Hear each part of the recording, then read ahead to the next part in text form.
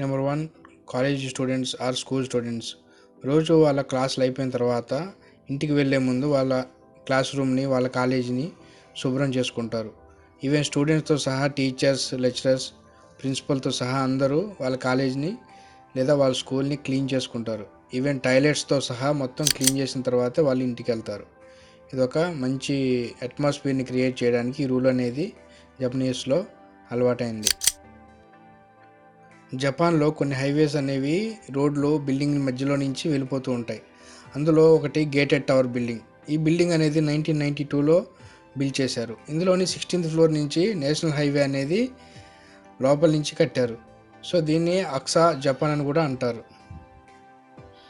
Third one, జపాన్లో ప్రపంచంలోనే రెండవ అతిపెద్ద ఫిష్ మార్కెట్ జపాన్లోనే ఉంది. అది సుగ్జీ ఫిష్ మార్కెట్. ఇది టోక్యోలో ఉంది.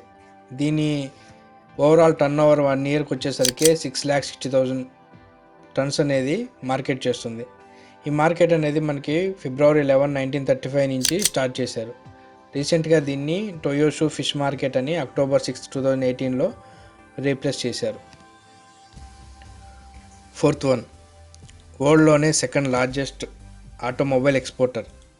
ఫస్ట్ ఈ కార్లలో ఎక్కువ ఎక్స్పోర్ట్ చేసేది చైనా అయితే దాని తర్వాత ఉన్నది జపానే. జపాన్ దాదాపుగా ఆటోమొబైల్లో $93 బిలియన్ వర్త్ ఆటోమొబైల్స్ అనేది సేల్ చేస్తుంది. సో ఇది మనం చూసే ప్రతి 10 కార్లలో 3 కార్లు జపాన్ నుంచి వచ్చినవి. మన ఇండియాలో చూసినట్టయితే Honda, Toyota, Mitsubishi, Nissan, Mazda, Suzuki ఇవన్నీ జపాన్ నుంచి వచ్చినాయి. Japan made. Japan the land of innovation అని కూడా అంటారు.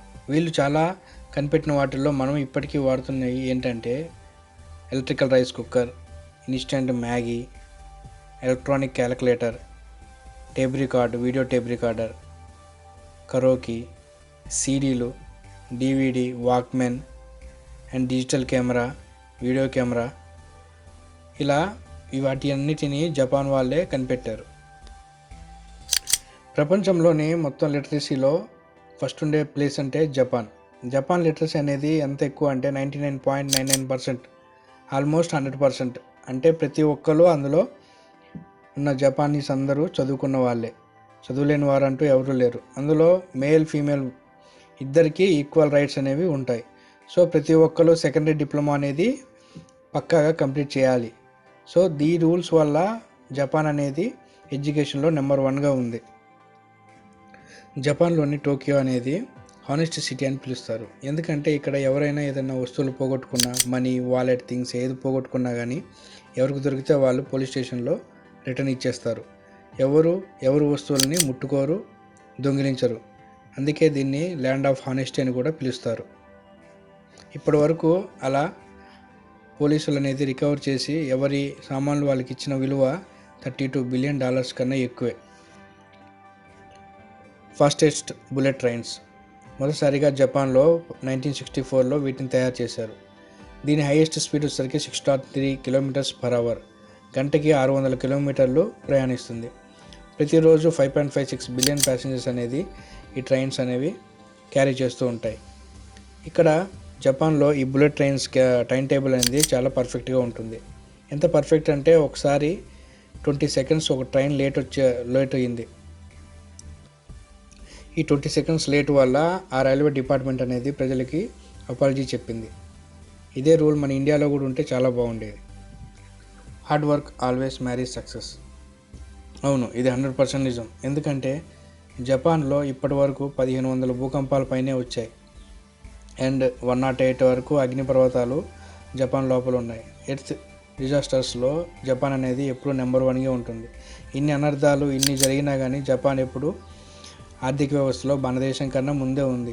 భారతదేశంలో సగం కూడా లేనంత చిన్న దేశం జపాన్, కానీ మన దేశం కన్నా ముందుంది ఆర్థిక వ్యవస్థలో.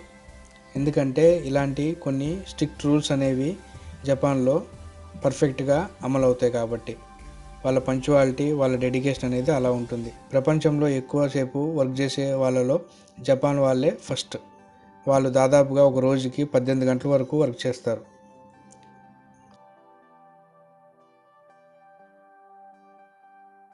ఈ వీడియో మీకు నచ్చినట్టయితే లైక్ చేయండి, సబ్స్క్రైబ్ చేయడం మర్చిపోకండి. ఇలాంటి మరిన్ని వీడియోస్కి మీకు నోటిఫికేషన్ రావాలంటే please click on bell icon. ఇలాంటి మరిన్ని వీడియోల కోసం మా ఛానల్ని లైక్, షేర్, సబ్స్క్రైబ్ చేసుకోండి. Thank you.